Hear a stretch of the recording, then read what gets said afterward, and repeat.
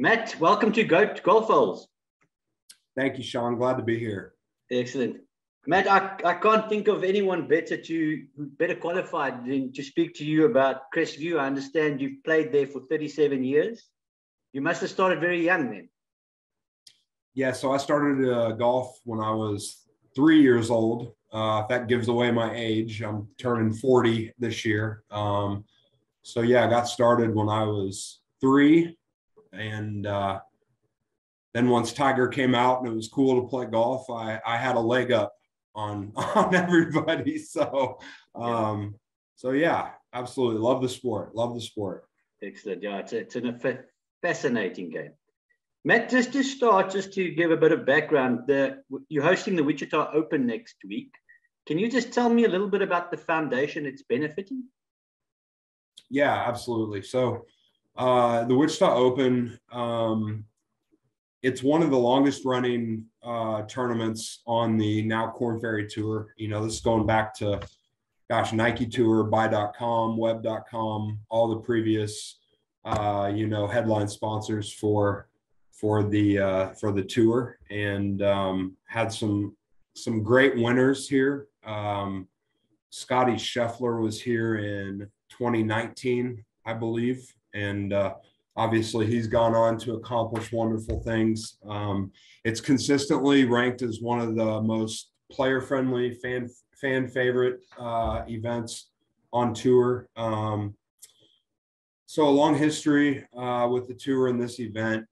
One thing that's unique, hole 17 sort of is surrounded by a scaled down waste management type setting. So grandstands 3 or 4 stories high, and lots of entertainment aside from the golf, to say the least. So it's a wonderful event for Wichita. It's a wonderful event for Crestview. Myself as the membership director. It's obviously a great week to showcase our facilities to those that aren't members, and the tour, and Roy Turner especially. He's been a long-standing tournament director with the Wichita Open. This year is his last year, and he's a member out here, fantastic Wichita community member for years, and we're very excited for next week. Sounds fantastic. So Matt, as you've discussed, you've been playing Crestview for 37 years and you've coached there for 20 years. So my question to you on the series we're running, which is called Signature Holes on Tour, is there a standout hole that you think is going to be pivotal in the Wichita Open next week? Yeah, that's a great question, Sean. I was really intrigued to get your inquiry about that. I wrote down short par 4s. This is a tournament that, these guys, they hit it a mile, and if their distance control is spot on, it's all about putting, right? So, hole 11 is one that really stands out. From the back tees that they're going to be playing it's only 339 yards. Obviously, depending on the wind, that can play, 310. It could play 360. So, and then you look at what the tour has kind of started doing with tournament rounds nowadays, where they give them a 280 par 4 and want them to bang up there and eagles and doubles and all that. And so I would be surprised if the winner is not somewhere in the top 5 in scoring for the week on hole 11. You could throw in hole 3 and hole 15 as well. 11's one of these holes where 240 yards out off the tee, there's not a lot there. Then it starts pinching in with some trees, and you've got a green that's bunkered twice on the front. So risk reward. I don't really like that term. It's more, hey, are you patient enough to hit 5-iron off the tee and leave yourself with a gap wedge, or are you going to try to hit driver 3-wood and you know, try to get it up on the surface? So I think short par fours, especially, you know, scoring for the week is going to be interesting to see. But yeah, hole 11 was one that stood out to me. Fantastic. Just I wanted to ask you, how do you typically? I mean, obviously, very wind dependent. I mean, do you normally have a crack at it? I don't. If I had played high school and college golf with the course management that I have now, I probably would have done a lot better. You know, to me, if you can say, hey, I'm gonna take a 4-iron or 3-iron off the tee and leave myself with, you know, at the worst, a pitching wedge. If I'm coming into a north wind, the hole plays south to north. I'm gonna take that every time.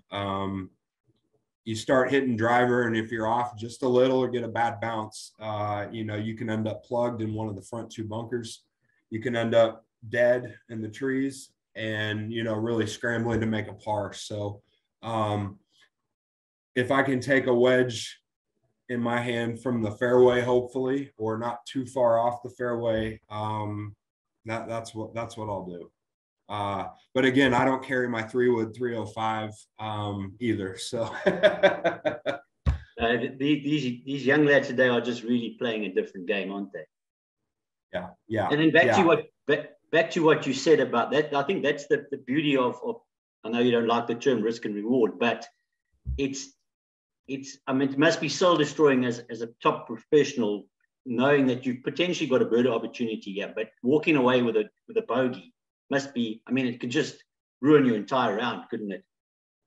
Yeah, and you know, think about us, the non-professional golfers, who you see a 330, 40-yard hole. Not that you're expecting to drive it, but you just go right for your driver and bang away, and then you leave yourself. Even if you hit a great shot in the fairway, you may have a little 50, 60-yard flip, and you know those aren't easy to hit. Yeah, it's about looking at the wind conditions, obviously, for the guys that are going to be out here next week playing. Where are you at on the leaderboard? You know, where's the pin at? I think so many times, you know, knowing where the pin is why the guys on tour are so good at strategy, course management. They know if it's a tuck pin behind a bunker, you know, they don't want a 30-yard shot coming in there. So they may give it a go.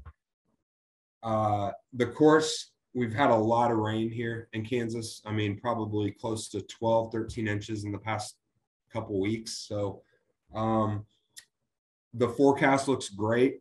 Mid 80s, sun, some wind, it'll dry out. You get the rough up from the rains we've had and get the fairways and greens, you know, firm and fast, like I know the tour wants them.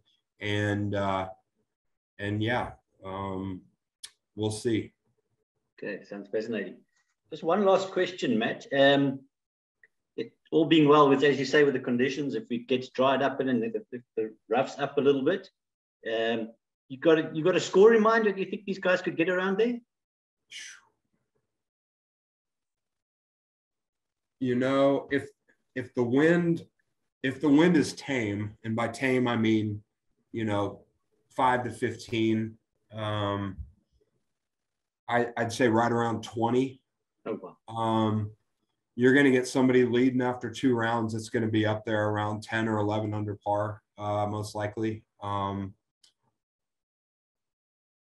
If the wind blows, you know, maybe around the 15 under range, but these guys are so good, and it's, you know, get a distance, hit it there, get a distance, hit it there, and then putt, right? So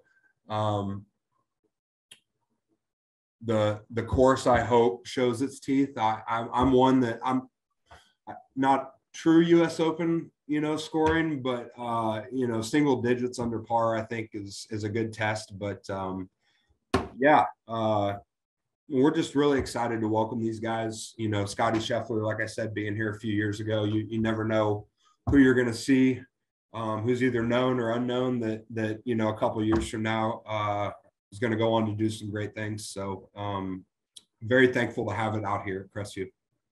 It sounds fantastic. And as I said, again, I want to personally thank you for your time. And I certainly want to wish you and the club all the best for the Wichita Open next week. Sean, thank you very much. It was a pleasure being on with you. And if you ever make it over this side of the pond and in Wichita, please let me know. We'd love to have you.